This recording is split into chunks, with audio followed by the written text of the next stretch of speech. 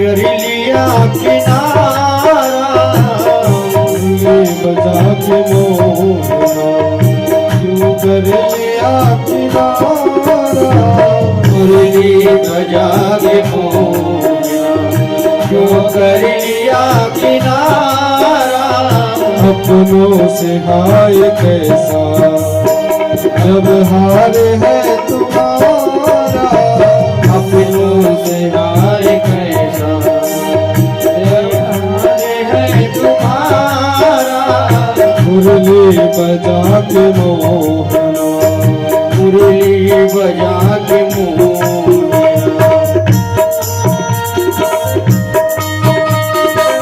राधे कृष्ण।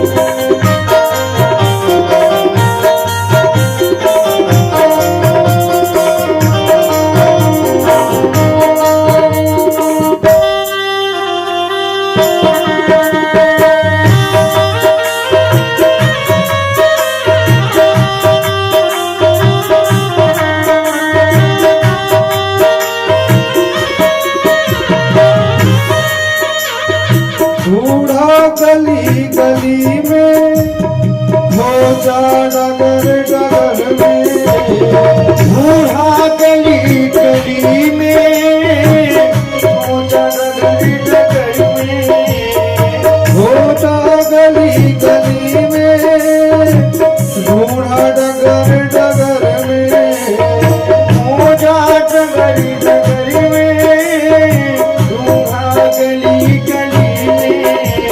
मन में यही लगन है, मन में यही लगन है, दर्शन मिले तुम्हारा, मुरली बजा के मोहना क्यों कर लिया किनारा, मुरली बजा के मोहना क्यों कर लिया किनारा।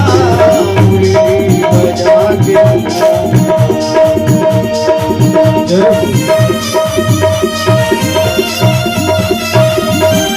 राधे राधे।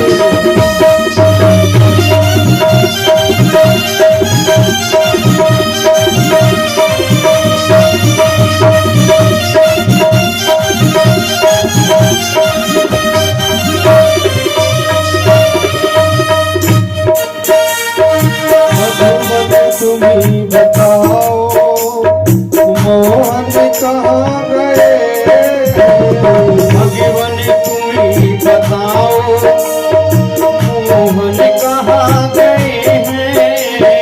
यमुना तुम्ही बताओ बताओ मोहन कहाँ गए हैं, यमुना तुम ही बताओ बताओ भगवान कहाँ गए हैं।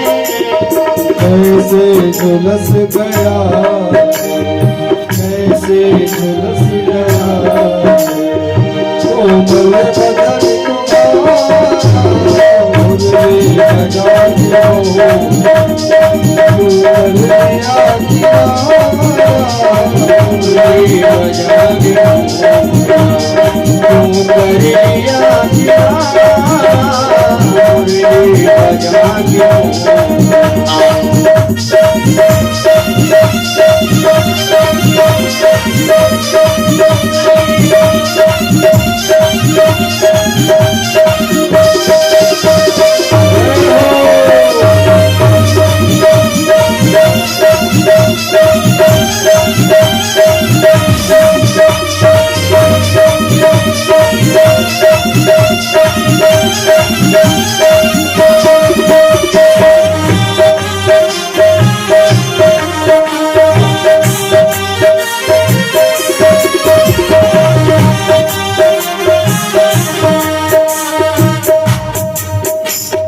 यमुना तुम्ही बताओ छलिया कहाँ गया है, यमुना तुम्ही बताओ छलिया कहाँ गया है। यमुना तुम ही बताओ छलिया कहाँ गया है। यमुना तुम्ही बताओ छलिया कहाँ गया है। यमुना तुम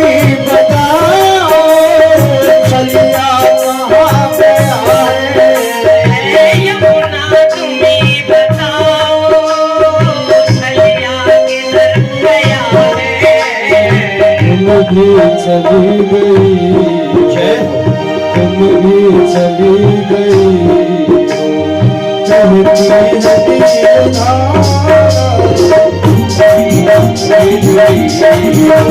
कहती है नील धारा, मुरली बजा के वो मुरली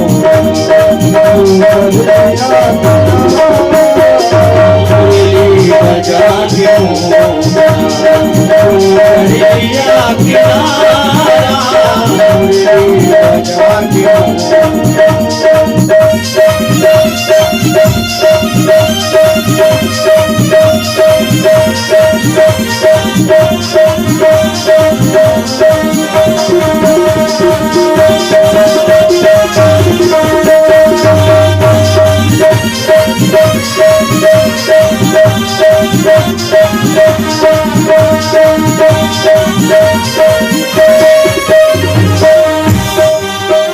गोपियां आ गई और गोपियां मिल गई एक साथ और क्या कह रही है? दुनिया कहे दीवाना, पागल कहे जमाना, दुनिया कहे दीवाना, पागल कहे जमाना, दुनिया कहे दीवाना, पागल कहे जमाना, दुनिया कहे दीवाना, पागल कहे जमाना, पर तुमको भूल जाना, अरे तुमको भूल जाना, हमको नहीं गवाना, मुरली बजाने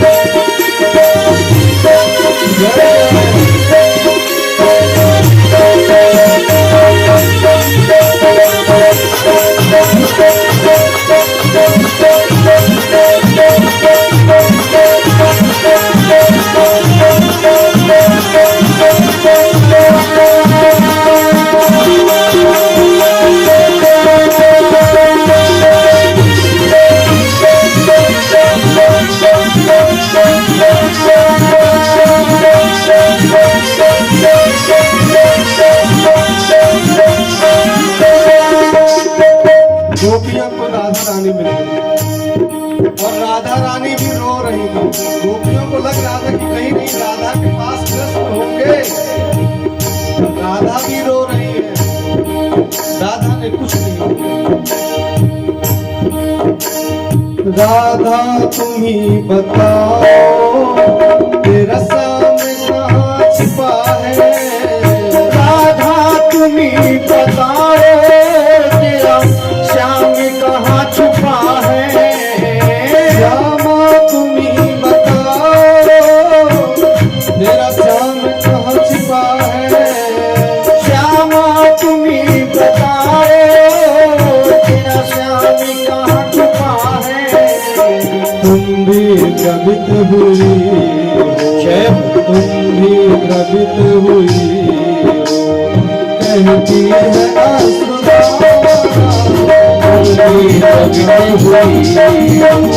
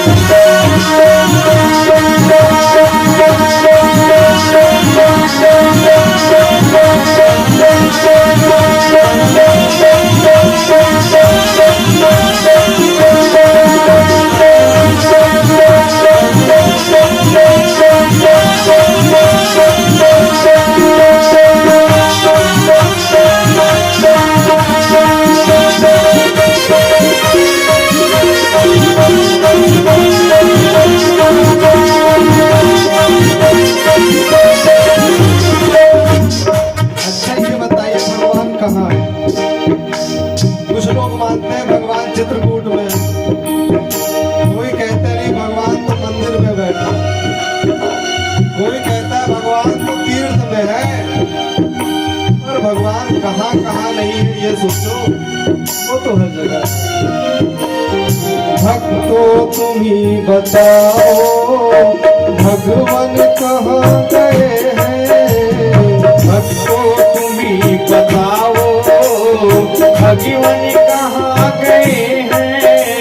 भक्तों तुम ही बताओ भगवान कहाँ गए हैं। भक्तों तुम ही बताओ भगवान कहाँ गए हैं। बताओ भगवान कहाँ गए हैं।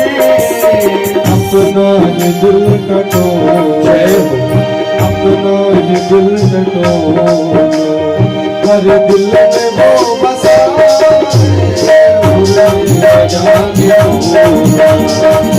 करिया किनारा, जागे करिया किनारा,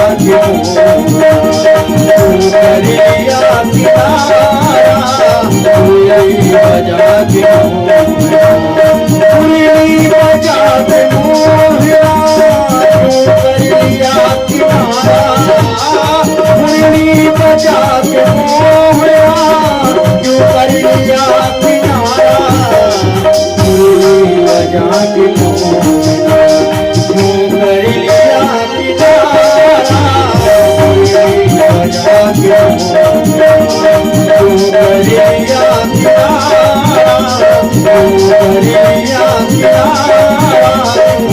करिया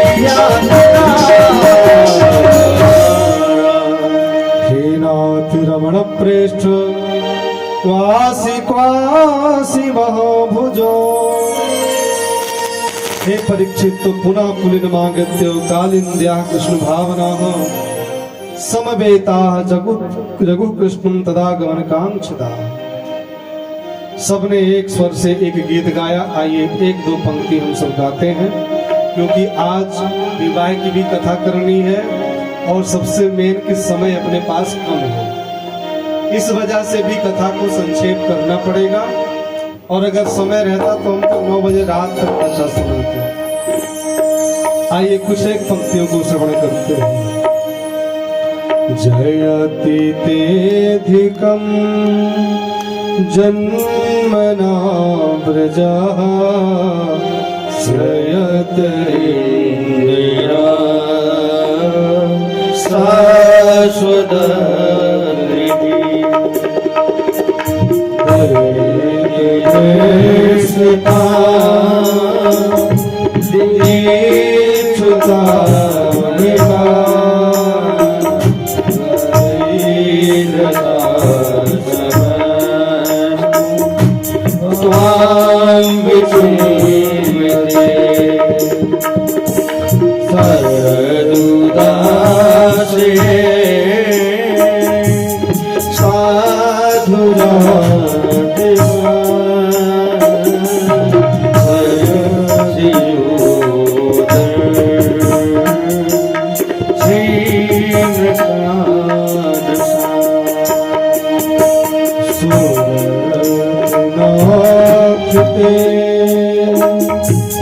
असुर दासिका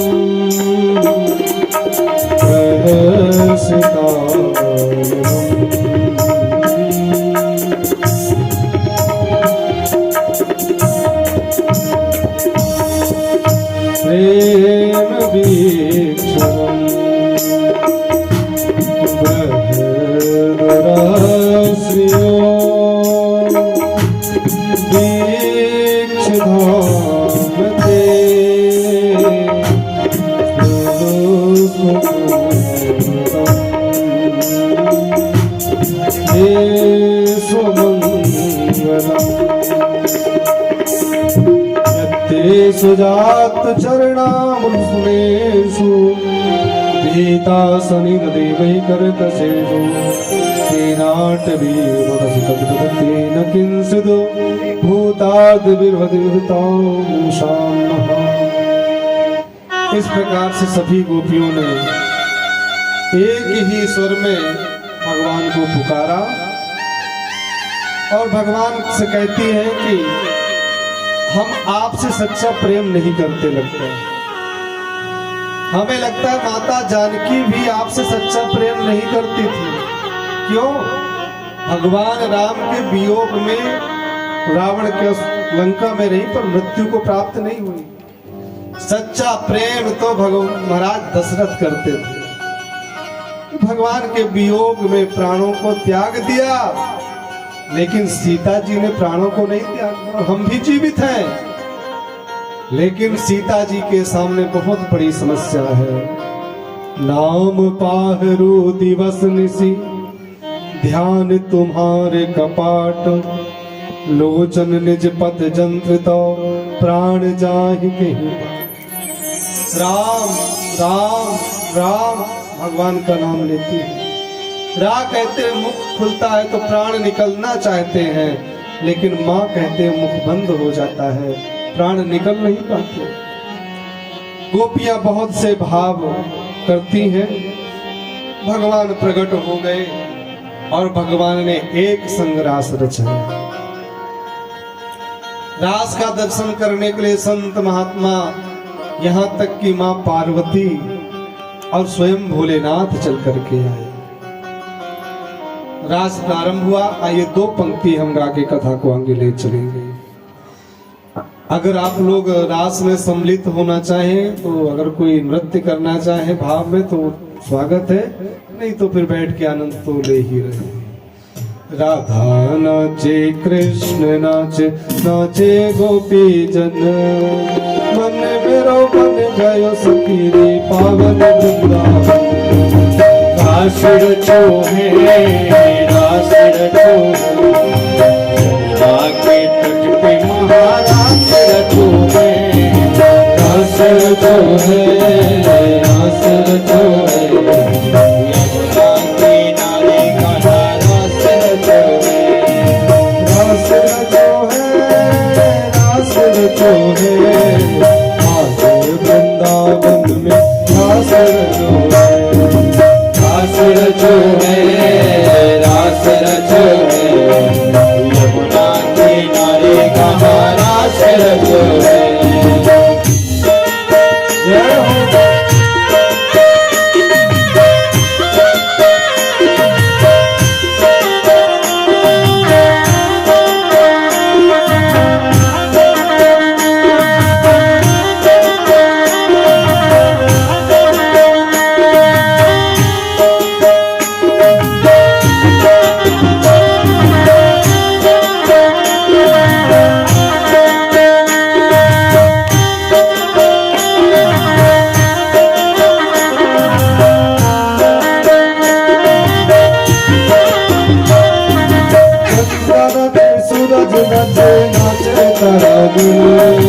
चंदा नाचे सूरज नाचे, नाचे तारागण।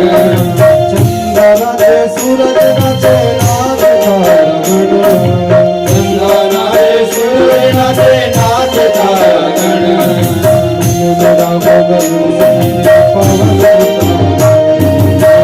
मेरा मन गयो सखी रे पावन वृंदावन। रास रचो है, रास रचो है,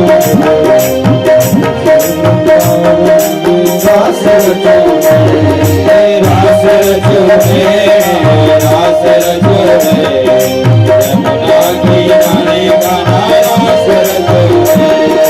रास रचो है, रास रचो है, यमुना किनारे कहा रास रचो है। यमुना किनारे कहा रास रचो है।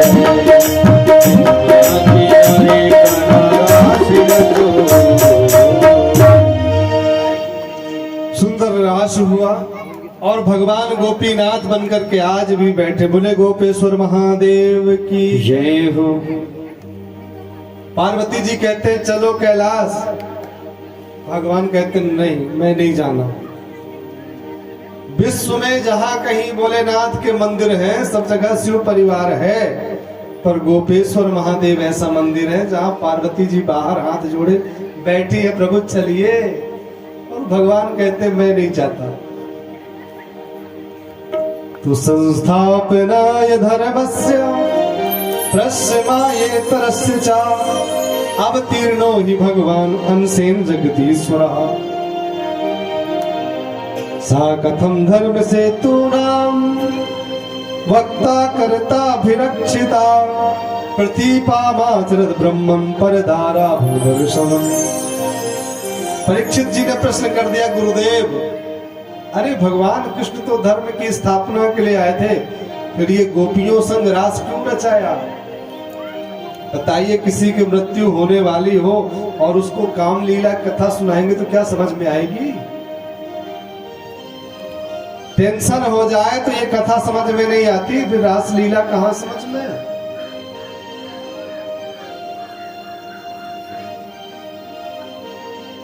सुखदेव जी ने कहा, परीक्षित पहले तो ये समझो कि हम जीव हैं, भगवान के अंश हैं। ईश्वर अंश जीव अविनाशी चेतन अमल सहज सुख रास। इसलिए परमात्मा है, हम उनके अंश हैं। विचार करिए, यमुना जी में, गंगा जी में, सरयू जी में, पवित्र नदियों में एक साथ हम डुबकी लगाते हैं, हर हर गंगे, हर हर गंगे। और डुबकी लगाई तो पता चला कि उधर से राख फूल भी बहती चली आ रही है, और जब वो हमारे सर पे, शरीर पर चिपट गई तो हमने कहा ये कहां से लग गया? फिर हर हर गंगे, तो फिर पवित्र हो गए। फिर भी पवित्र है गंगा। और गंगा जी से आप 10 लीटर बाल्टी जल लाइए और एक कटोरी में रख दीजिए, और एक कुत्ता आकर के पी जाए तो वो फिर शुद्ध नहीं रहेगा। तो हम अंश हैं, हम परमात्मा की बराबरी नहीं कर सकते। और अगर कोई कहता है कि हम भगवान बनेंगे तो बनो, नो प्रॉब्लम। सबसे पहले जहर पियो। कोई कहता है कि नहीं मैं भी रास रचाऊंगा, रचाओ। भगवान ने पूतना का विष पिया था, दूध पिया था, जहर पिया था।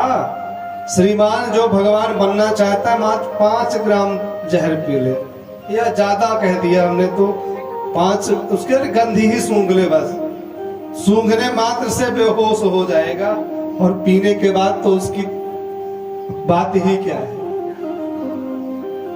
तो अगर भगवान बनना है तो सबसे पहले जहर पियो।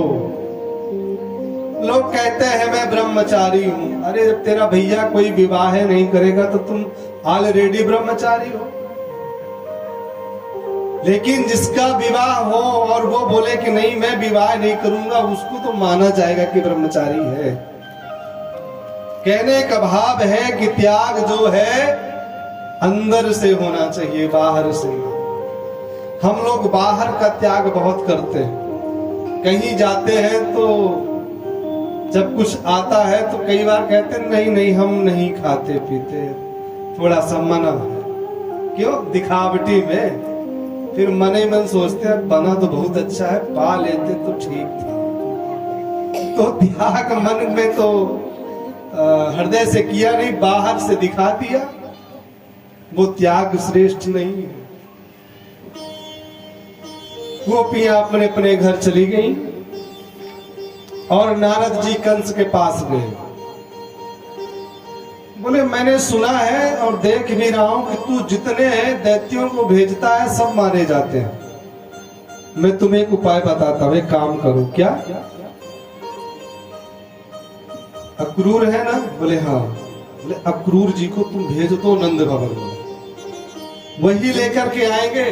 और ये बात तुम्हें मैं कंफर्म कर रहा हूं कि तेरा जो 8वां गर्भ है वो काल है, वो कोई और नहीं कृष्ण है, और वर्तमान में नंद भवन में है, वो यशोदा के पास।